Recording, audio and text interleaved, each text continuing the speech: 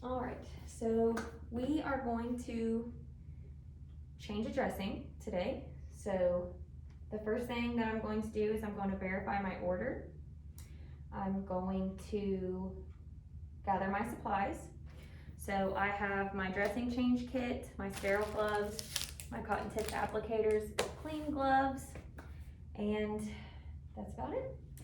So then I'm going to make sure that my patient has been medicated for pain at least 30 minutes prior to changing the dressing. This can be painful, so if they're receiving pain meds beforehand, it can help make this a little bit more tolerable.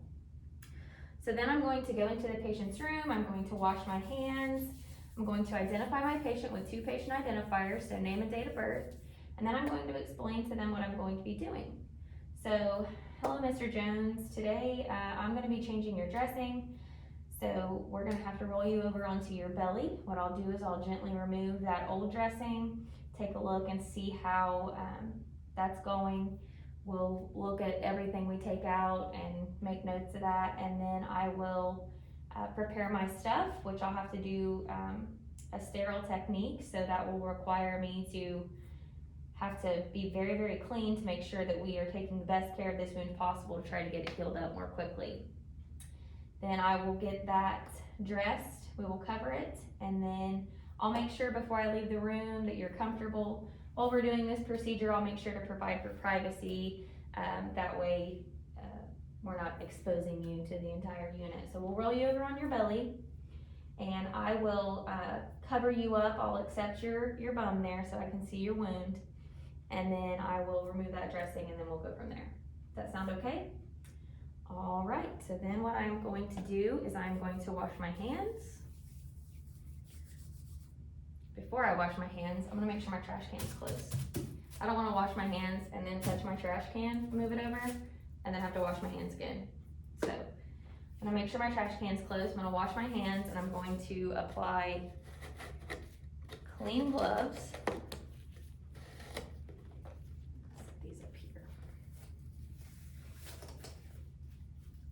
So I have applied my clean gloves, and then I'm going to gently remove the dressing. So if this has been on for a couple days and this tape is really stuck, you can use like an alcohol pad or an adhesive remover to make this a little bit more comfortable. But I go ahead and start practicing not crossing my sterile field with the dressing removal. So I'm going to gently peel this piece of tape up, and then I'll come across here and grab this one and gently pull it back. And then I'll pull this little piece of tape off. So then I'm gonna look at this ABD, and I'm gonna see if there's any drainage or anything like that on there, and I'm gonna make a note of that, okay? So if this is bloody or has a bunch of drainage on it, I'm gonna make sure to put this in a biohazard bin, not just a trash can. So it's important to make sure that there is a bio bin in your room. That way you can put these types of supplies in there, okay? So that didn't have anything on it, so I'm gonna go ahead and toss it in the trash. Then what I'm going to do is I'm going to gently remove the packing. So what I'm doing here is I'm making sure to touch the packing, not the inside of the wound. So I'm gonna find whatever little spot I can grab here, and I'm going to just gently applying constant pressure, not pulling too much. So if this starts to get stuck, I can just gently pull that out of there. And then I'll grab the next piece and just pull until it comes out. So when I'm taking those out, I'm making sure that I know whether there's any drainage or tissue or anything like that on those as well. So then from here, I am going to measure the wound. So if there was a bunch of gunk on my gauze that I just touched, I would change my gloves. Those were dry, so I'm gonna leave these on. So then I will grab these cotton tipped applicators, and what I will do is I'm gonna use my faux ruler here to measure. I'm going to gently take one of these out of the package, holding it from the very far end. And then I'm gonna take this in, and the first thing I'm gonna do is just gently poke around here, checking for undermining and tunneling. So if I found a tunnel here, I'm gonna take my fingers down to that line, pull that back out, hold it up to my tape measure, and measure it. And I'm gonna note that. You're also going to note where the tunnel was located. So looking at the wound like a clock face, 12 always facing the patient's head. This would be at about the 1 o'clock position. So I'm gonna say at 1 o'clock we had this amount of length tunneling. Anytime a cotton tipped applicator comes out of the wound, it goes into the trash. In order to conserve supplies, I'm gonna set that to the side.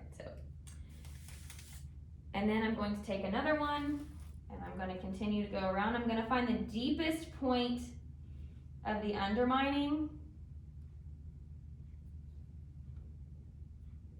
Which appears to be about right here. And I'm gonna slide my fingers down to that point and I'm going to measure it. Okay, so this came out of the patient's wound. I'm gonna throw it in the trash. So then I need to measure the length and the width. So I'm gonna hold this up above here and I'm gonna say from 12 to 6, which is the widest point, it is X amount of length. And then from about 3 to 9, it is this much width, which seems to be the widest point. Then I'm going to grab one additional cotton tipped applicator. This came out of a sterile package. And then I'm going to measure the depth. So I'm going to find the deepest point of the wound, which appears to be right there. I'm gonna slide my fingers down to that point, measure it, and record that. So length, width, depth, tunneling, undermining, and clock face. So remember that. So after we have the wound measured, now we are going to take a look at the wound bed and make sure that we document anything that we see. Don't document what you think you see. Try to explain what you see in as plain a language as possible. So don't use, if you're making an inference, if you're saying, I'm assuming that that's a piece of bone, or I'm assuming that that's a piece of dead tissue, just tell me what it looks like, okay? So then from here, if irrigation were ordered, we would go ahead and irrigate this wound. So when you are irrigating, you want to make sure that you irrigate from clean to dirty. You want to make sure that you have ample supplies to absorb water. You want to make sure that you are maintaining the sterility of the solution, however it is ordered to be irrigated. So once you have completed that, then we will get ready to set up our sterile field. So I am going to take these gloves off. Dispose of them. I'm going to perform hand hygiene.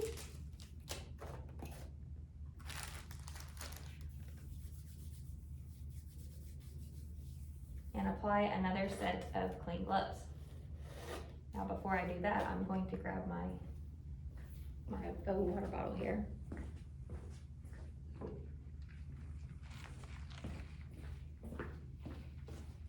This is going to be our sterile solution, so just bear with me.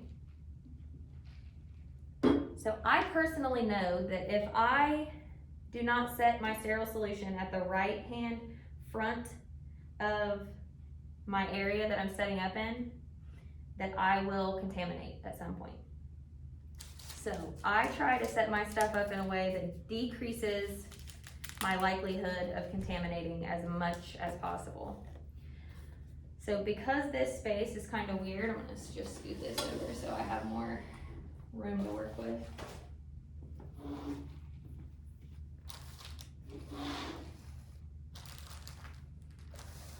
So I set my tray back behind there, my sterile gloves go here, my water,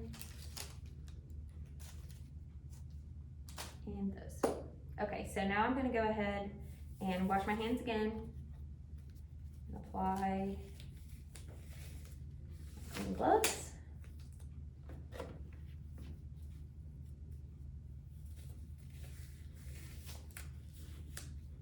Move my butt down a smidge. Okay, so once I've applied my clean gloves, I'm going to take my dressing kit and I'm going to open that up. So the first thing that I'm going to do is I'm going to grab this biohazard bag, and if I needed this, I would go ahead and unravel it and tape it to the side of my table or roll it inward outside of itself and set it on the table so I could put any of my supplies in there that I needed to. Okay, so I'm gonna set this off to the side because I do not need it. Then I'm going to very gently grab my pickups without crossing into my sterile field or touching anything else in there. And then I'm going to pick up this drape and go straight up with it. Okay, now I'm gonna move this off to the side a little bit. Okay, so now that I have this drape, I'm just gonna give it a gentle wiggle. And I can see here that I have the words on the side facing me.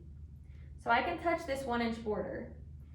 So now I'm gonna set my pickups off to the side. I'm gonna open this up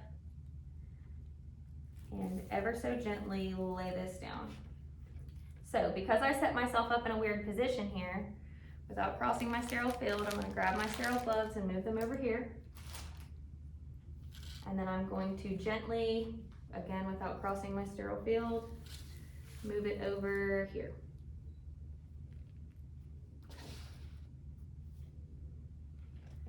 So now that that is there, what I'm going to do is I'm going to empty the contents of my tray onto my sterile field. So when I have this here, I can touch it on the rim because that's not sterile. But I have to make sure that I'm stepping back from my sterile field a little bit and gently letting everything fall out onto my sterile field. So after I have this here, I'm going to set it right here to the right. Fibbing. I'm going to grab this by its edge and move this by its 1-inch border and set this right here. Because once I get this gauze wet, I want to go from here to the patient, okay? So do not stick your clean gloves over top of that. That was just a demonstration. So now I'm going to take my cotton tipped applicators and I'm going to open them away from me. And while not crossing my sterile field, just gently place those onto my sterile field. So now I'm going to go ahead and grab my sterile water container. This is sterile. So we're going to say that this is the label. I'm going to make sure that I place, let's say this is the label. I'm going to make sure I place the label in the palm of my hand. Because once I open this, I have to time, date, and initial it because it does have an expiration date.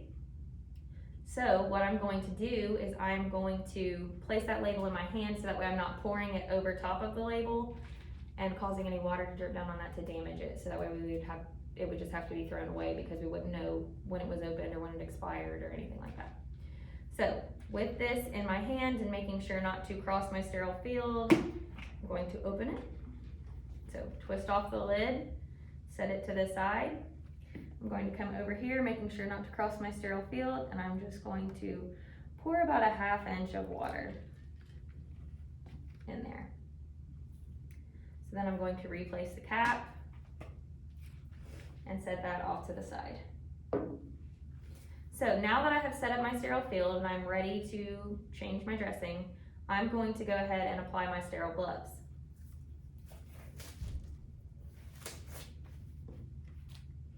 So after I take my clean gloves off, I'm going to wash my hands.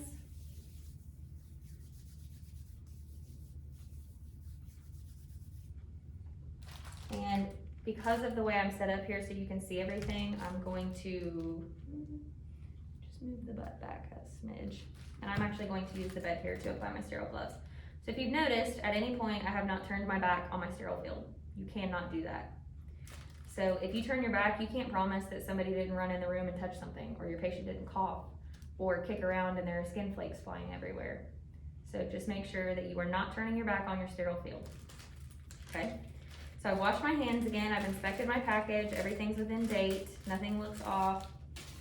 So I'm going to apply these. There is a separate video on applying sterile gloves, so you're welcome to watch that. I'm just gonna get these on as quickly as I can. I'm still maintaining sterility.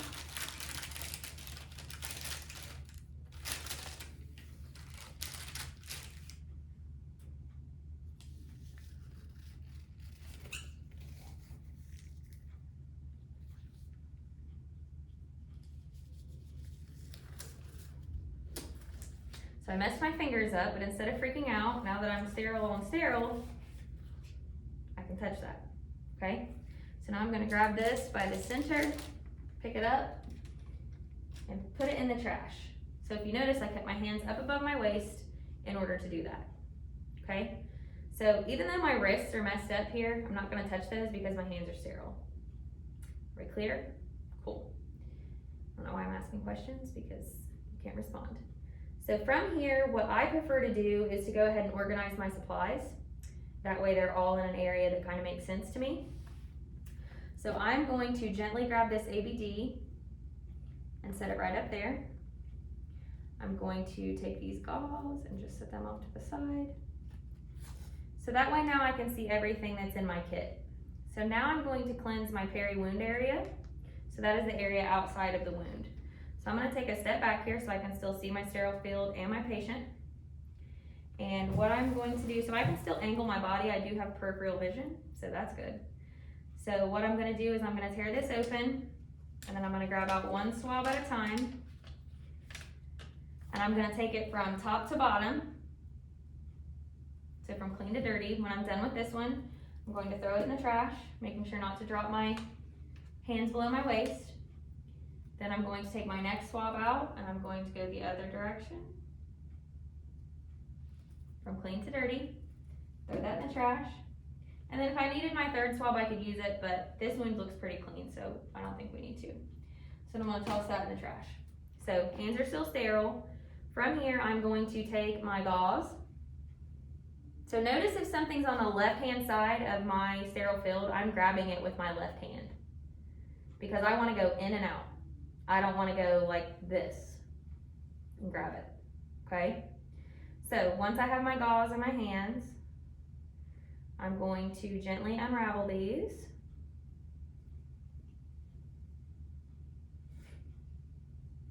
And I'm going to place this into the water, making sure not to touch the water or the edge of the tray.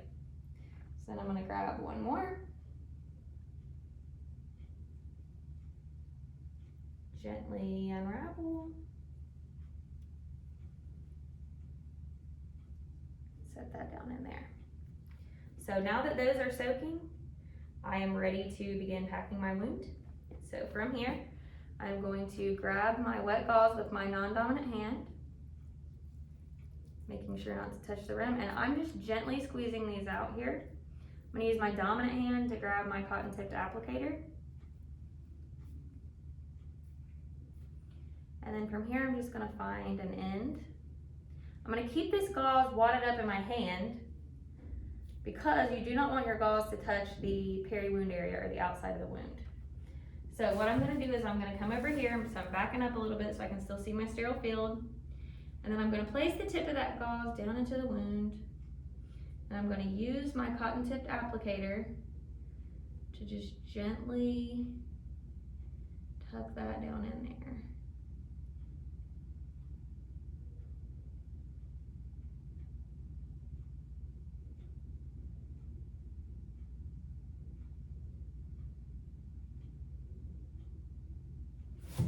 So once this comes out of the patient, it goes into the trash.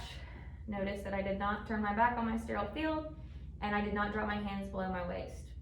So because this hand is wet, it can no longer touch your sterile field. If you needed to go back in for another gauze, that is acceptable. But it is not acceptable to put this hand in your sterile field because wet is contaminated, okay? So what I do is I ball this hand up like this so I don't try to use it. I use my dominant hand and I grab another gauze and just gently lay it on top. Then I'm going to come in from this side and grab my ABD, making sure that the blue line is facing outward, and then I'm going to gently place that on top, okay? Now I'm going to grab my tape.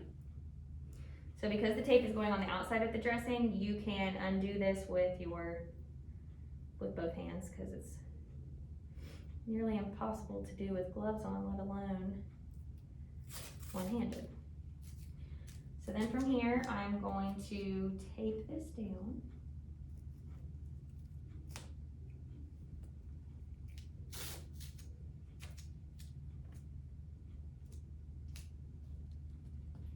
And then I will take these gloves off, dispose of them, wash my hands, apply clean gloves,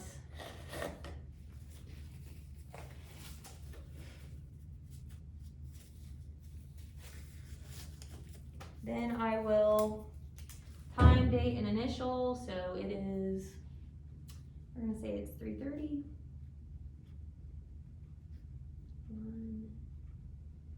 1:10:22 CGRN. So then I will dispose of all of my supplies. So I'm gonna take all of this and put it in the trash. And then I'm gonna take this, I'm gonna dump this water out and then put it in the trash. And then I'm going to document.